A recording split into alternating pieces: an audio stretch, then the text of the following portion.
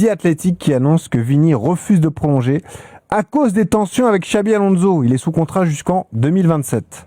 Oui, alors The Athletic, déjà, ce qu'il faut dire, c'est qu'ils sont, c'est une source très très fiable sur le Real Madrid, et il rapporte une réunion qu'il y aurait eu entre Vinicius Junior et Florentino Pérez, le président du Real Madrid, à la fin du mois dernier, c'est-à-dire juste après le Classico, c'est-à-dire juste après la sortie de Vinicius Junior, qui avait fait une énorme polémique où il s'était énervé en sortant lors du Classico, notamment envers Xabi Alonso. Et ce que The Athletic rapporte, c'est que Vinicius Junior, en l'état, ne voudrait pas prolonger avec le Real Madrid tant que sa relation avec Xabi Alonso est ce qu'elle est, parce que c'est vrai que la relation entre les deux hommes n'est pas bonne. Ce que je peux vous confirmer, c'est que cette relation n'est pas géniale, et surtout que Vinicius Junior, comme il l'a montré, est frustré par son utilisation, par son temps de jeu, son rôle, son statut, et c'était particulièrement son temps de jeu qui faisait débat, parce que lui il disait voilà, c'est tout le temps moi qui dois sortir, et il regardait ceux autour de lui sortir un petit peu moins souvent. Un joueur par exemple comme Kylian Mbappé, on a du mal à l'imaginer sortir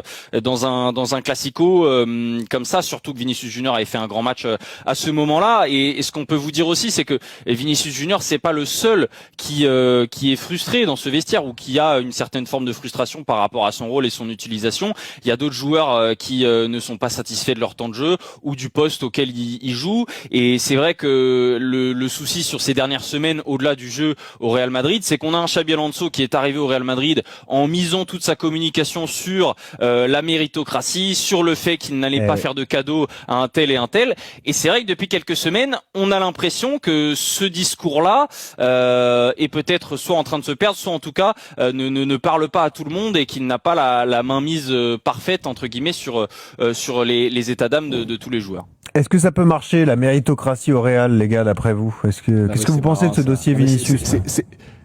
Non mais moi là où je trouve que c'est marrant, c'est que ce discours, en plus annoncé dès le départ, ça ne fonctionne jamais, pas dans les grands clubs. Quand tu as une équipe de non-stars, tu peux te permettre d'expliquer cette espèce de concurrence au mérite. Mais quand tu as des stars, surtout des clubs hyper politisés comme ça, avec des grands joueurs, t'as forcément des passe-droits.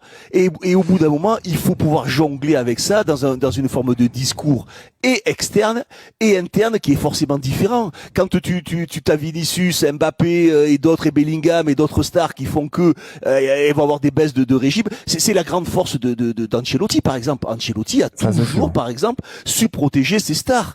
Et malheureusement dans des clubs comme ça, si t'arrives en montrant les muscles, en t'expliquant voilà, moi même les stars elles vont courir et lui il va falloir se mettre au diapason, ça fonctionne pas et ça marchera pas. Et Xavi Alonso, il va sauter parce qu'entre Vinicius et Xavi Alonso, c'est Xavi Alonso qui sautera parce que les résultats sont pas bons, parce qu'il panique, parce qu'il cherche des solutions qu'il n'arrive pas à trouver malheureusement pour lui, et il va finir par sauter. Voilà. Mais le discours dès le départ, il est biaisé. Il s'est trompé dès le départ. Il s'est trompé. Bah écoute, moi je suis assez d'accord avec Dugas. Dire ça fait partie du jeu. Du moins Vinicius, il faut se rappeler qu'il y a 2 ans, il méritait d'avoir le Ballon d'Or. Donc tu vois, c'est pas un petit joueur non plus. Alors je veux bien que l'année dernière, encore une fois, il ait fait une saison très très moyenne. Il a eu du mal à digérer la déception du Ballon d'Or. On a mis peut-être un coup de fatigue, peut-être aussi d'avoir tout gagné comme ça. Bah il a eu du mal. Jérôme, mais c'est qui les mecs qui jouent à sa place? Tu crois que les mecs qui jouent à sa place aujourd'hui, qui sont titulaires, ils sont meilleurs que lui? Non, Rodrigo, il a pas mis un but depuis quand? Convaincu. Mais Dugas, mais de toute façon, tu sais, je suis d'accord avec toi sur ton analyse. Là-dessus, on est d'accord que Xabi Alonso, il arrive, il doit changer l'ambiance du vestiaire pour essayer de faire passer ses idées. Il vient avec un CV, si tu veux, ou ce qu'il a fait au Bayer Leverkusen. On était tous emballés quand il arrive. Non, mais c'était très bien ce qu'il a fait au Bayer Leverkusen. Sauf que là, t'arrives dans un vestiaire, comme le disait Dugas, où t'as des stars qui sont déjà en place depuis un certain temps, qui ont déjà tout gagné. Parce que ils ont gagné avec des champions, le championnat, les coupes, les trucs, ils ont tout gagné. Donc t'es obligé de faire revivre quelque chose qui était cassé dans le vestiaire avec Ancelotti. Et ça met du temps. Ça va pas arriver en claquant des doigts, mais c'est sûr que c'est pas la meilleure façon, si tu veux, de mettre tes idées en place, de se braquer et de prendre en grippe un mec comme Vinicius, parce que à la fois l'année dernière, on peut lui reprocher à Vinicius, en effet, c'est son comportement, c'est sa affaire extra sportive, tu vois, ça lui prend beaucoup de temps et peut-être que ses performances, il les a un petit peu oubliées, ses mauvaises performances. Mais cette année, moi, je le trouve à chaque fois. Alors, je passe sous le contrôle d'Edgar, mais franchement, ce que j'ai vu de Vinicius depuis le début de saison au Real, Ouais, il n'a pas toujours été rayonnant, flamboyant, mais je le retrouve à un meilleur niveau. Pas pire qu'un autre, quoi. Et je trouve qu'en termes d'état d'esprit, il est beaucoup mieux que l'année dernière. Je sais Oui. pas, toi, non? Oui, non, il y a eu quand même une progression de manière générale sur l'état d'esprit et surtout qu'on l'a vu parfois dans des environnements assez hostiles à l'extérieur. Typiquement oui. le genre d'environnement où il aurait vrillé la saison passée ou les saisons d'avant et là il restait très calme et justement il trouvait l'entre-deux pour énerver ses adversaires sans lui perdre le contrôle. Il y a eu des périodes où il était très bon, mais c'est vrai que là sur les 10 derniers matchs par exemple, il y a pas de but, il y a pas de passe décisive, il est assez irrégulier. Alors ça compte aussi ses matchs avec la sélection brésilienne, mais c'est vrai que il arrive quand même pas à retrouver la régularité qu'il avait poussé c'est quoi l'entente, le deuxième au Ballon d'Or. l'entente avec Mbappé? Est-ce que il y a que ça soit sur les entraînements, que ça soit sur les matchs, est-ce que tu sens qu'il y a de l'animosité entre les deux ou il y a une vraie complicité?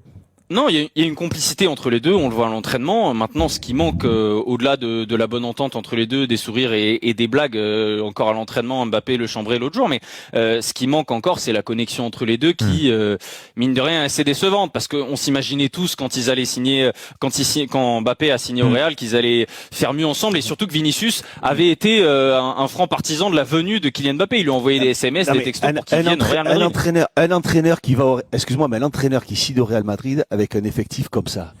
Sa mission, Ouais, oui, c'est ça, de je suis faire d'accord. cohabiter ces joueurs-là. Mais c'est pas de choisir entre l'un et l'autre. Ouais. Tu es Tout condamné le à les monde faire joue, ouais. cohabiter. Bellingham aussi, mais oui, et tous les autres. Il faut trouver la solution. C'est à toi de la trouver. Mais pas commencer à dire, ah ben non, mais lui, je vais pas le faire jouer, lui un peu moins, lui un peu si, lui, je vais le sortir à 70. Mais au bout d'un moment, il va exploser ton vestiaire. C'est Eric, qu'est-ce que t'en penses, toi?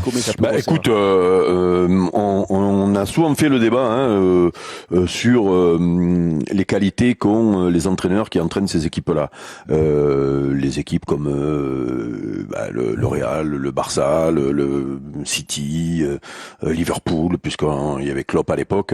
Et souvent, les coachs qu'on connaît, qui entraînent en Ligue 1, nous disent, mais c'est pas le même métier. Quand tu entraînes le PSG, c'est pas le même métier que d'entraîner une autre équipe. Ouais. Parce que tu as aussi une gestion du vestiaire, d'abord parce que tu as beaucoup de stars, et tu as aussi beaucoup de valeur dans ce vestiaire. Donc tu n'es pas qu'un entraîneur. Et c'est pour ça d'ailleurs que il y a des entraîneurs de très haut niveau et qu'il y a peut-être même des entraîneurs qui ont été de très haut niveau et qui ont eu du mal ou qui à un moment donné sont dépassés. Exemple Mourinho par exemple. Je sais pas si c'est un bon exemple, mais parce